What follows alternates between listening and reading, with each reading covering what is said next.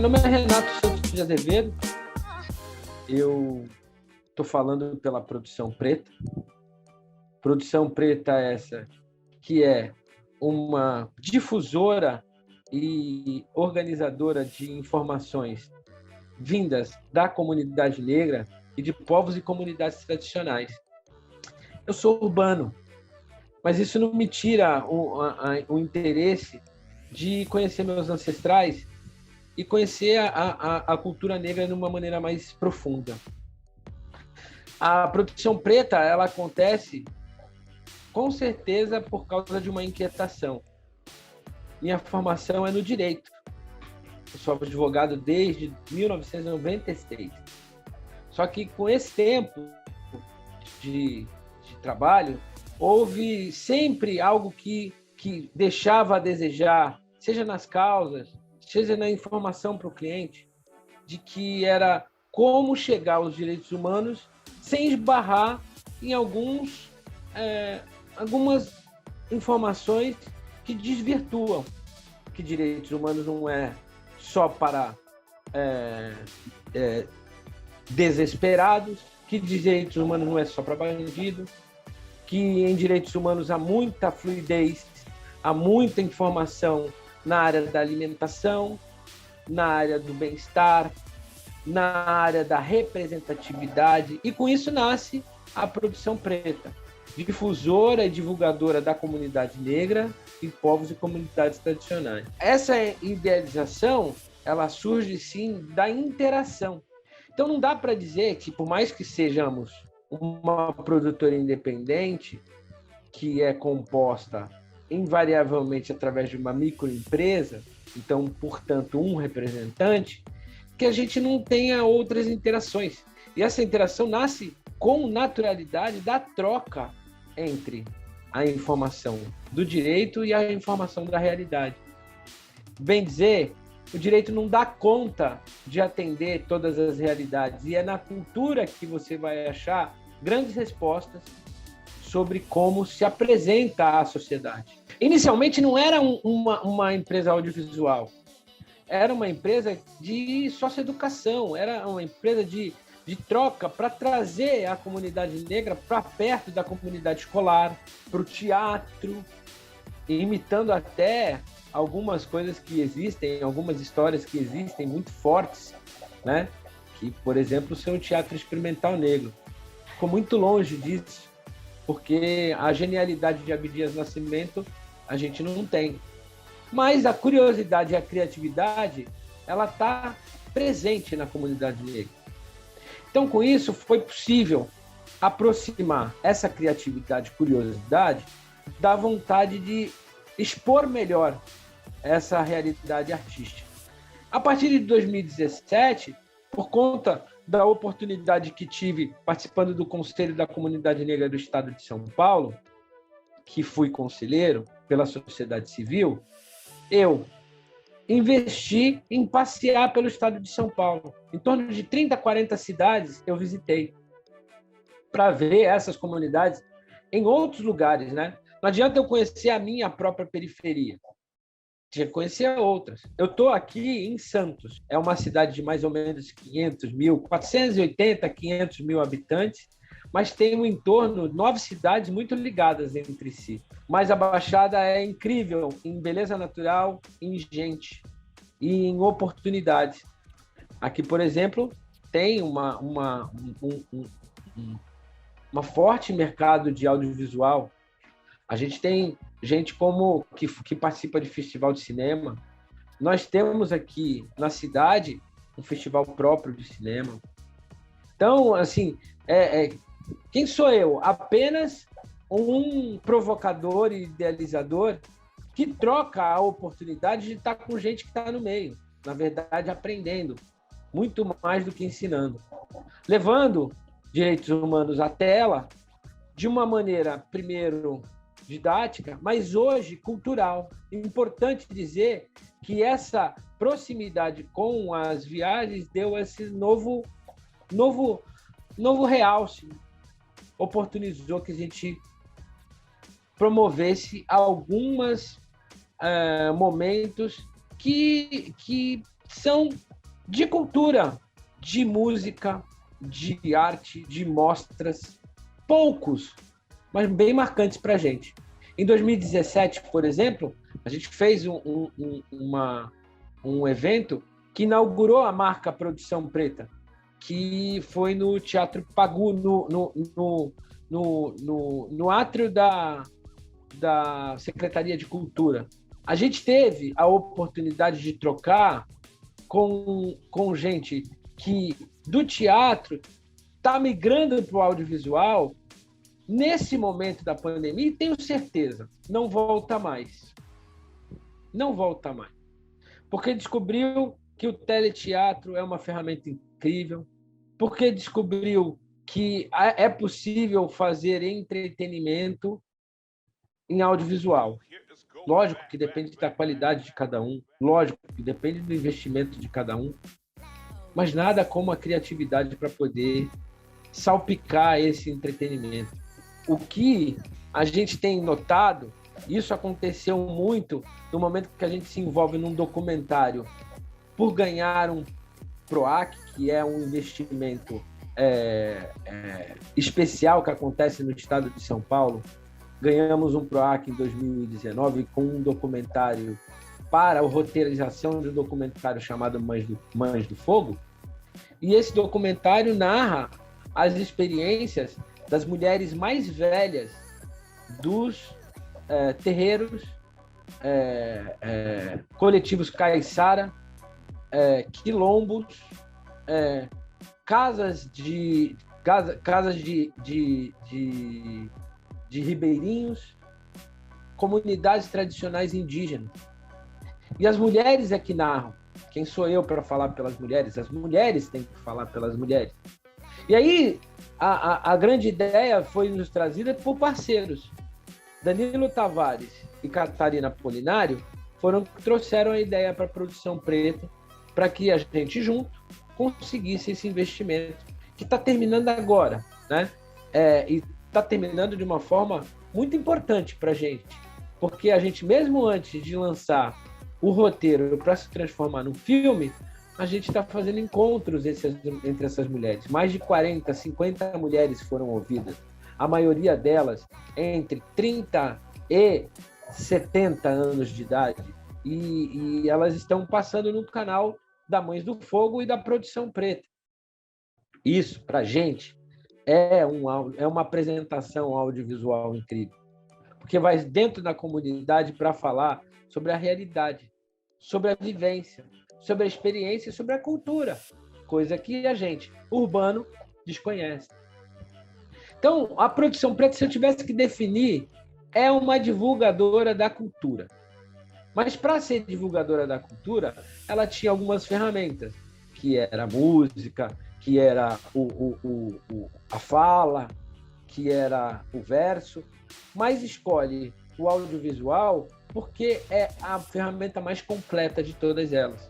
A gente tem como parceiros a Associação Casa de Cultura Afro-Brasileira de Guarujá e região, que é uma grande parceira que já fez com a Produção Preta, já fez 2 festivais de música afro-religiosa.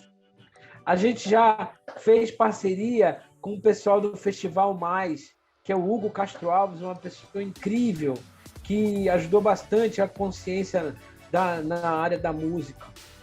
Mas não dá para deixar de lado que essa parceria forte e presente do audiovisual é com meu amigo Danilo Tavares, que fez uma pessoa branca, né, consciente, que está atenta à necessidade da gente se juntar para evoluir. Porque não se ganha direitos humanos avançando uns sobre os outros. Isso todos perdem, né? Agora, se ganha muitos direitos humanos na hora que a gente dá as mãos e consegue fazer com que a produção chegue, né? A informação chegue com qualidade às pontas. Um dos futuros do audiovisual, na minha humilde opinião, é superar um preconceito de que uma aula se torne algo divertido. O ensino se torne algo atrativo. Então, se a gente conseguir fazer com que, muito além de simplesmente se tornar explicativo e didático, nós consigamos tornar atrativo uma informação, por exemplo, histórica, o audiovisual ganhou. Porque a gente saiu do espaço do entretenimento e foi para o espaço da cidadania. Não que o entretenimento não tenha que existir, tem que existir para sempre. Eu, por exemplo, sou um cinéfilo, eu não consigo viver sem ver um filme. E eu acho que o futuro está nisso, da gente encontrar dentro desses pequenos nichos, dessas pequenas produtoras, dessas iniciativas, informações de qualidade que a gente nunca teria acesso se não fosse essa nossa nova realidade.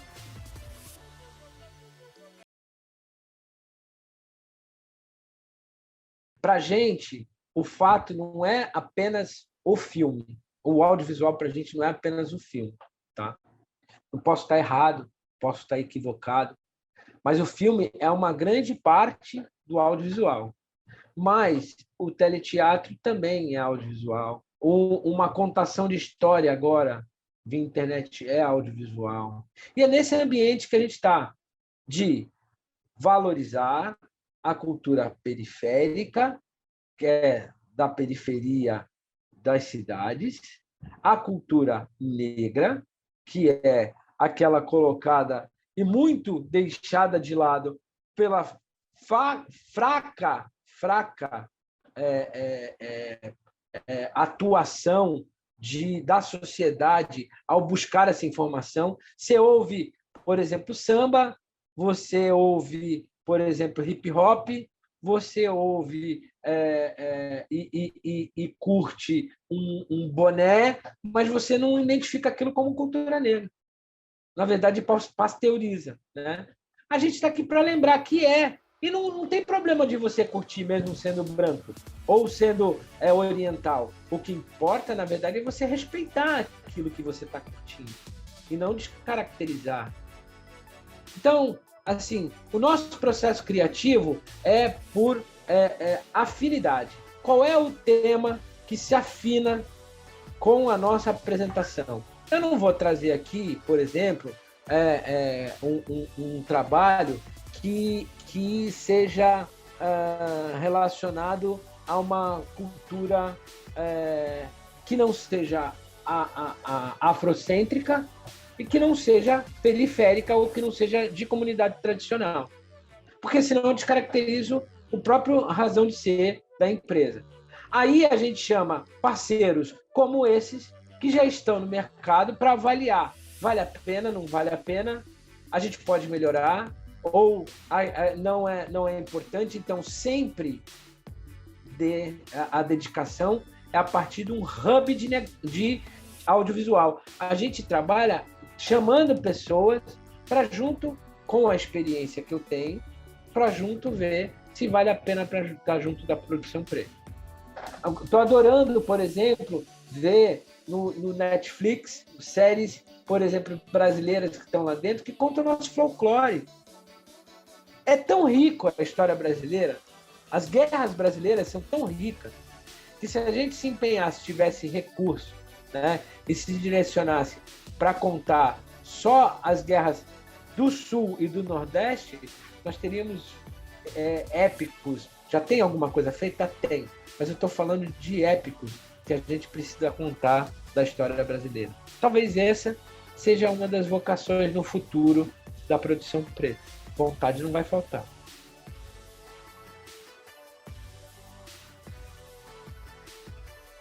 Uma coisa que eu gostaria de dizer como avaliação é que falta uma Ancine de verdade, sabe?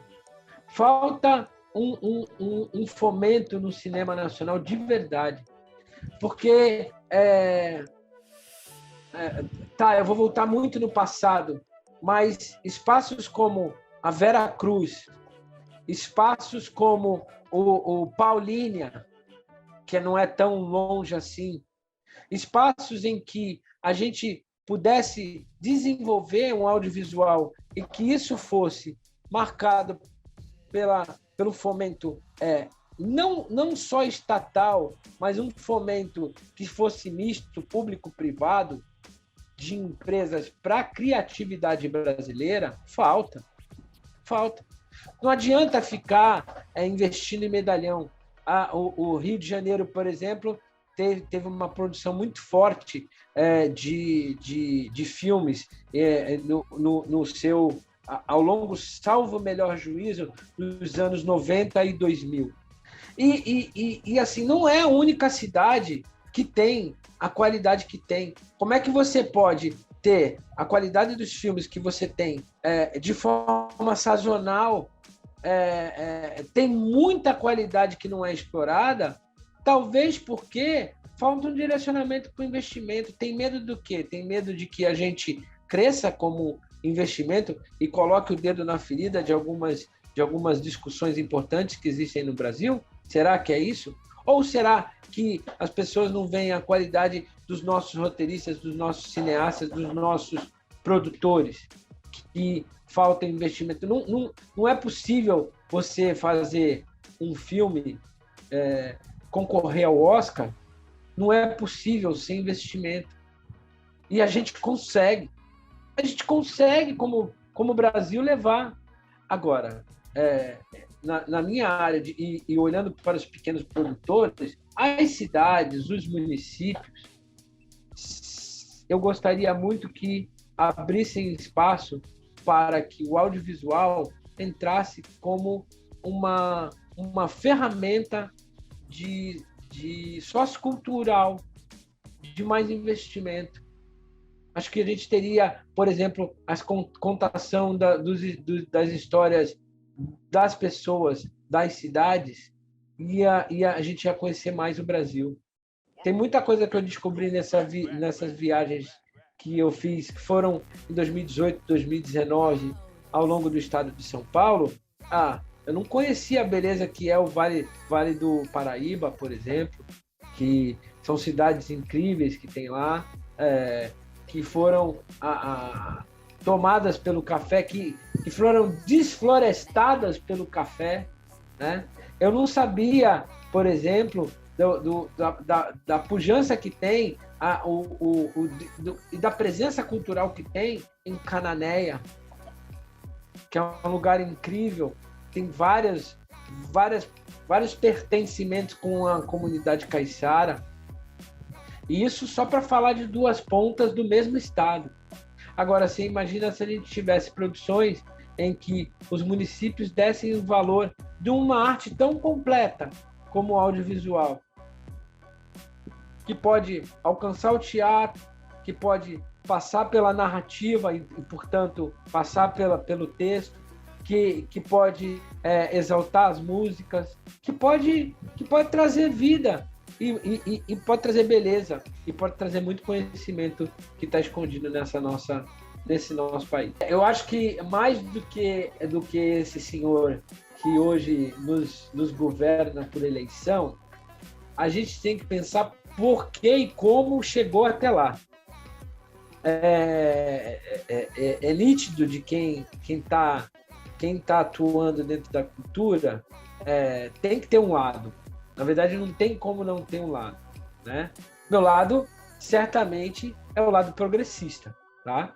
Acho que já deu para notar um pouco de que, apesar de trabalhar com comunidades tradicionais, o meu lado é progressista.